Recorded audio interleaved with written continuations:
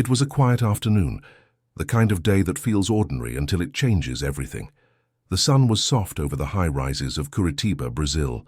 A faint breeze brushed through the curtains of apartment 1003, where Marina Costa, 34, was folding laundry, while her 5-year-old son, Lucas, played with his toy cars near the balcony.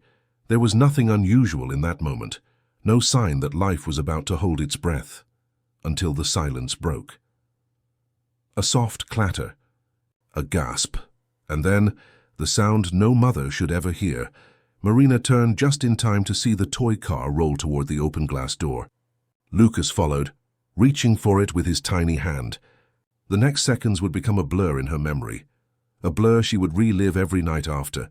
She screamed his name. The world slowed down. She saw him lose his balance, his small body tipping forward, the sunlight flashing on his shirt, and then he was gone. Gone. From the 10th floor. In that instant, Marina said something inside her broke and woke up. She didn't think. She didn't breathe. She ran. Neighbors would later say they saw her sprint barefoot down the stairwell screaming, "Jesus, save my son! Please, Jesus." The elevator was too slow. She flew down 9 flights of stairs, her hands scraping the walls, her voice echoing through the building. And as she ran, she prayed the only words she could find, "Don't let him die. Don't let him die." When she reached the ground, she expected to find death, but instead she found a miracle. Lucas was lying in the grass, motionless, but alive. His small body had landed between 2 bushes in a patch of soft earth, avoiding the concrete by mere inches. The maintenance man who rushed over said it was as if something invisible had slowed his fall. Marina fell to her knees, shaking, weeping, afraid to touch him, afraid to believe what she was seeing. She whispered, "Jesus, please, please." And then Lucas opened his eyes. "Mom," he whispered weakly, "he caught me." At first, Marina thought she'd misheard. "He who, baby?" she asked, trembling. "The man in the light," he said. "He told me not to be scared." The paramedics arrived minutes later.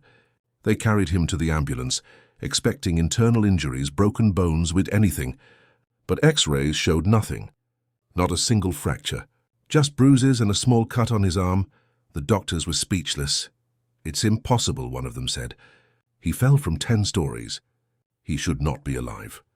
That night, as the hospital lights dimmed and the city fell quiet, Marina sat by his bed. She watched her son sleep, his chest rising and falling peacefully. Tears ran down her face as she whispered, "Thank you. Thank you, Lord." She remembered the stories her grandmother used to tell her of angels that appear when we least expect them, when all logic ends and faith begins. And now she understood, because when Lucas woke the next morning, he said something that sent chills down her spine. "He had big wings, Mommy, white ones. He said Jesus sent him to hold me." Marina never doubted again.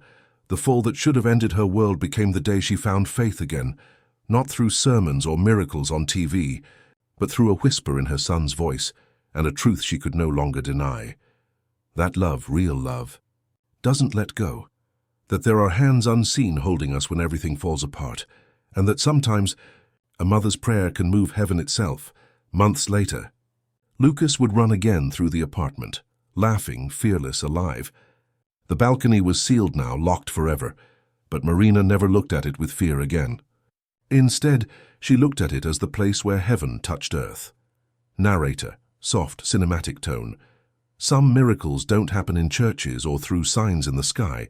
Sometimes they happen in the air between a mother's cry and a child's fall, in the space where grace catches what gravity cannot.